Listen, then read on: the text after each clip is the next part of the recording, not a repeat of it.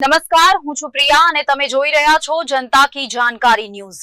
નજર કરીએ આજના સમાચાર ઉપર। રાધનપુરમાં વરસાદી આફત। શહેરની વોર્ડ નંબર 5ની ત્રીજી લાઇનના મકાનો પાણીમાં ગરકાવ। ઘરોમાં પાણી ઘૂસી જતા લોકો ત્રાહિમામ, મહિલાઓને રસોડું ચલાવવું મુશ્કેલ। સતત વરસાદી માહોલ વચ્ચે વરસાદી પાણીનો ભરાવ, બાળકો વૃદ્ધોને વરસાદી પાણીમાંથી ચાલવું મુશ્કેલ બન્યું। લોકો તંત્ર સામે આક્રોશિત, પાણીના નિકાલ માટે કોઈ અસરકારક પગલાં નથી। સ્થાનિક રહેવાસીઓએ વ્યથા વ્યક્ત કરતા કહ્યું કે વોટ વખતે વચનો આપનારા નેતાઓ આજે ગાયબ છે। નાગરિકોમાં ભારે ગુસ્સો, અમારી હાલત પૂછવા કોઈ આવ્યું નથી। સતત વરસતા વરસાદને કારણે પરિસ્થિતિ વધુ ગંભીર બનવાની ભીતિ।